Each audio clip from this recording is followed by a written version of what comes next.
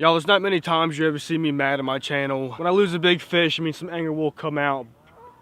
But I'm pretty pissed off right now. I came down to my pond today to do a video. And this one little area right here is always really pretty. I like coming over here and just getting some shots for y'all. And I walked up on something that just tore my heart up. So if you guys know, my pond doesn't really have that many big fish in it. I always explain to you guys, there's a 7-pounder, one 4 to 5 pounder, and then just a couple little 2s and 3s, but there's not many of them. I just walked down here and there's a big female floating.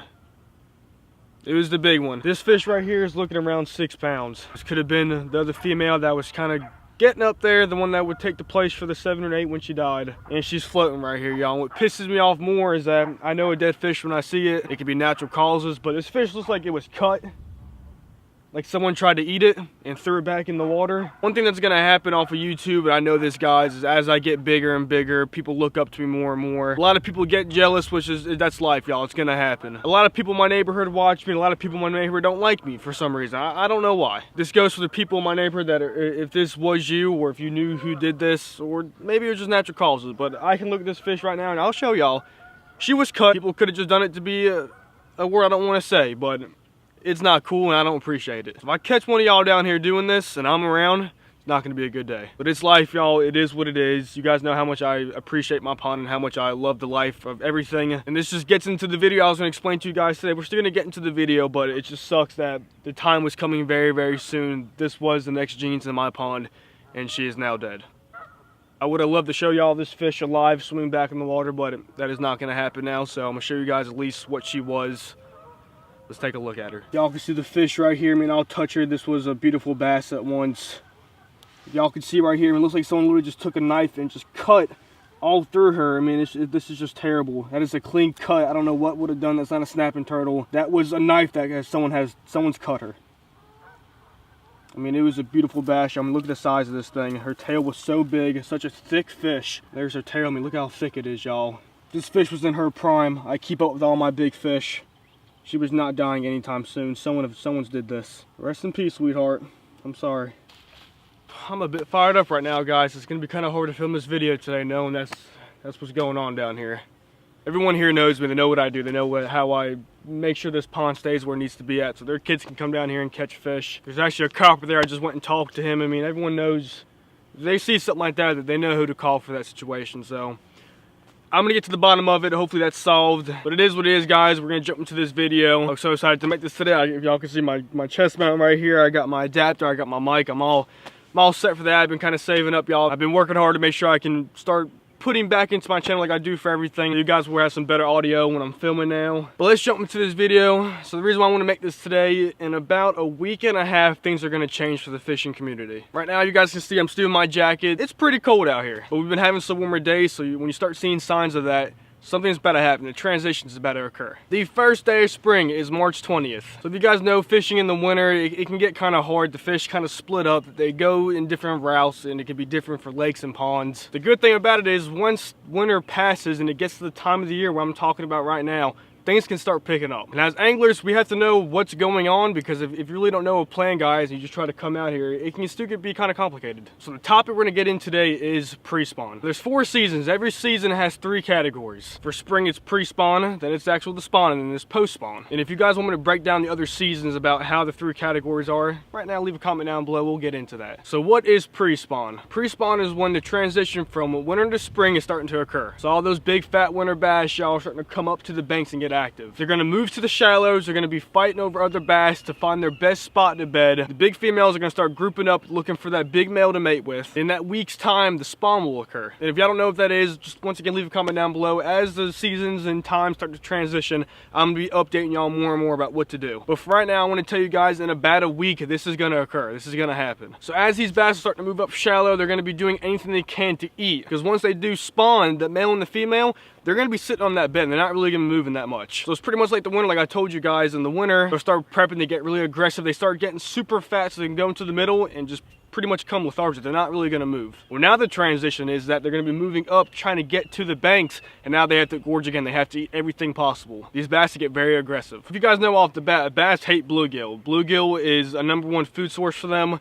And during the spawn, it becomes a big factor. So in the wintertime, the bluegill do their own little thing too. They'll kind of go offshore a little bit, they'll group up, but as these transitions start to hit, as the bass move up, the bluegill are right behind them. The bluegill know what's coming up too. The bluegill know these bass are gonna be laying a lot of eggs and they wanna eat them. So as the bass are moving up, the bluegill are right behind them. And bass hate bluegill at this time right now because those bluegill are trying to eat all of those eggs. So the bass right now are gonna eat as many bluegill as they can. One, because it's gonna be less for them to have to attack them while they're eating their eggs. And two, bluegill just hold a lot of protein. It's a really good food source for bass. So as these bass are sitting on those beds, getting ready to do their thing, we'll have a nice full meal in them. If you guys wanna make a video about the best 3 to 5 baits that I throw during this time of the year, get those bass super aggressive, just leave a comment down below. I can make that video for y'all. So now that I'm in the topic, y'all, so we just covered what that means, but I want to break it down for y'all more because my pond is my pond. What y'all have to fish is what you have to fish. So I know the structure of my pond. I know where these fish are going to be at, but you guys might not. So we're going to get into a little bit of drawing right now, and I'm going to explain to you guys what these fish are kind of going to be doing.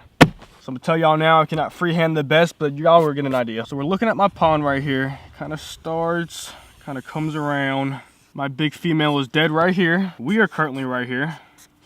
Pond continues to go around and it kind of starts to get a little bit more shallow over here. So you guys have seen me film a lot of videos in this area right here. So if you were to cut my pond in half, pretty much from here over is where it starts to get shallow. All in here is where I kind of have my depths. So in the winter, guys, all my fish pretty much posted in the middle over here. From where we're standing right now, if you walk out probably 15 feet, there's a little slope that goes all the way down. There's a lot of fish holding this pocket. So as the transition starts, these bass are gonna be coming from the deep and starting to head shallow. And they're gonna be picking these pockets where there's a good mud bottom, a good couple of laydowns, and if it's shallow enough, these bass, even the bigger ones, will even come out in the middle and start making their spawning beds. And then right behind them, all the little bluegill are coming too, y'all. They're right behind them. A lot of these fish will be fighting to get back to those shallow spots, but if there's not enough room, these bass will actually start to leave from here and start picking spots off the banks where it's super shallow too. Map looks pretty messy, but I think you guys get the idea of what I'm trying to explain.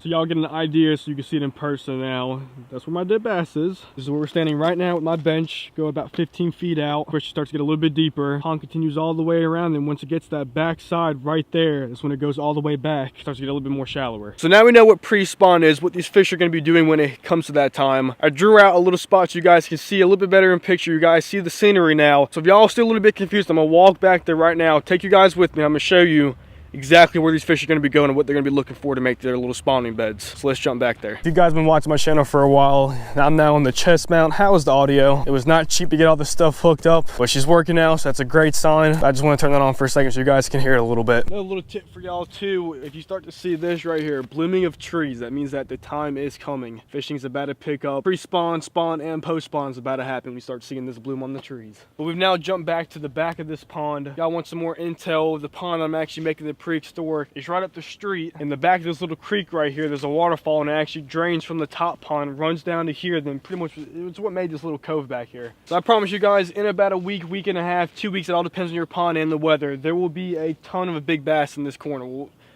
I would say big bass. There's one dead over there, so the bass I still have in my pond will be back here. I love fishing the spawn, and I probably won't even be down here fishing mine because a lot of times you catch those big females. If you stress them out too much, everyone wants to get a picture of them, and trying to film with it really won't be a good idea either. Sometimes you stress a female out to where she'll just, when you put her back in the water, she'll just swim off and the bluegill will eat her eggs as you're taking pictures with her.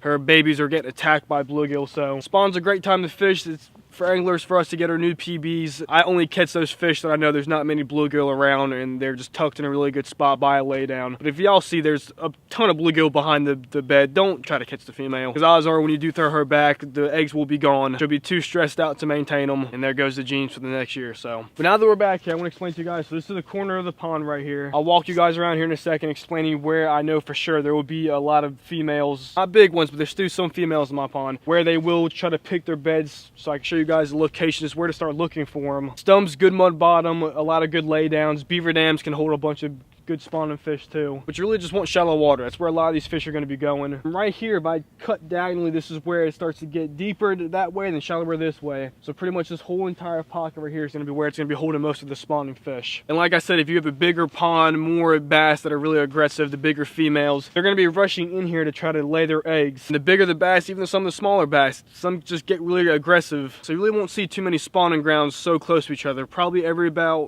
10 15 feet there will be another bed bed if that's where they want to put it at. Bluegill are different. They'll pile them things up 3 inches from each other, and they're all kind of protected together. Bass, they're gonna have that male, that female. They're just gonna pick that spot, make it very, very big, and they're gonna hold there. So in this case, my pond doesn't hold too many fish, so there'll probably just be a lot of them back here. But for the y'all's ponds, if they are bigger, like I said, those bass from the middle are gonna be rushing in here, looking for that spot to make their bed. Bluegill will be behind them. If they kind of make all their spots back here, there's not enough room, they'll be working the banks, looking for more sticks, some more structure. They're gonna try to stay as shallow as they can. Lakes are different. You can probably get some bass to spawn in 6 foot, but most ponds and smaller lakes, those bass will be coming up shallow. Now, if you guys have trouble finding how deep my pond is, where is it shallow, where is it deep, some tactics you can do: put some waders on, grab a stick, just try to walk out, try to feel the depths. You can tie a bobber rig on and just kind of cast out, and as the weight drags the bottom, the levels, you can see how deep it is. If you guys want to know where you can find the best, hardest bottom, if you have sand bottom, mud bottom, or your pond's just loaded with grass, I promise there's a spot in that pond where those bass will go to make their spawning beds. Just tying a tungsten, any type of weight, just cast out there, you can actually feel what drags bottom to where it's grass and what's going to drag bottom to find if it's mud or sand. There's just some little tips what you guys can do to find those locations. Like I said, debating on the weather, we have about a week, week and a half, 2 weeks to find out when this is going to happen. So now I'm going to take y'all down the bank, show you what to look for when it does come to spawning season, if you are going to target them,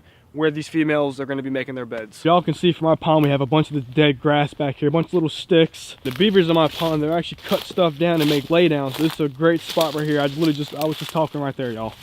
You jumped right here. Y'all can see that tree right there. It's kind of leveled in the water. There's some stuff sticking up right here, but all around this spot, I promise you there would be some bass making some beds around here. If we just look down the bank a little bit more, I can just see some more sticks and stumps in the water. Right there, there's a laydown where a lot of bass will start making their beds. I know that tree probably goes into the water about 5-6 feet. Walk down a little bit further. And you're really not just looking for laydowns, y'all. I promise you there'll be a bed right there. I mean, anything that's shallow, these fish are gonna be holding up at. You'll be shocked, y'all. Fish will literally go into inches of water to make their beds. The older the female in the pond, they do this every single year, y'all. They constantly will be making eggs. It's not their first time doing this, so as they get older, they actually get kind of smarter. That's why it's harder to catch big fish. So this right here would be a good spot for a young female. She doesn't know any better. It's shallow water. She's gonna put her bed somewhere in this area. Like I said, as they get older, they get more experience. See how this tree right here, it's a lay down, but it's throwing a lot of shade underneath this pocket right here. So it's more protection for her. It's less stress on that bass. Those females do get a little bit older, guys. They will start picking spots like this. I mean, just all around here, y'all. The pond stops probably about 20 more feet up there. This whole entire backside, there's a bunch of good thick living grass in the water back here. These bass are going to be tucking up all the way. That's what pre-spawn is, guys. That's what's going to happen here in about 2 weeks. The more experience and tips and facts you have as an angler to come out here to look for this type of stuff, fishing every year will get easier for you, especially during pre-spawn and spawn and post-spawn. We made it back to our bench. Hope y'all learned something from this video. It's really important to know this type of stuff as an angler, because if you guys want to go fishing and you're constantly out here trying to make something happen, you have to know the types of seasons and what these fish are doing. Because they have it figured out. They got their plan. If you're right behind them on it, you're going to catch them. And if you really don't, you're going to struggle. And we don't want that, guys. That's why I'm making this video, for you guys to go out there and have a great time catching these fish, knowing where they're going to go. Pre-spawn is a great time to fish. They're going to get super aggressive. If y'all do want to go out there and target these fish, just be super gentle with them, because they do have a plan right now. That's why I'm really upset still. I've been trying to keep it together for this video, but my big female over there, she is dead. She is dead. That was the next generation for my pond. You guys know I don't have many fish in here, especially not many big females. So to see that happen, and literally right before this time was about to happen, it hurts a little bit, because I've been waiting for this. It is what it is. Whoever did that, shame on you, but I guess that's just what people do, y'all. I don't know what the reason was, why they did it. If y'all saw when I was out here throwing live minnows, there was 2 X's drawn on the back of a fish. You guys go check out that video.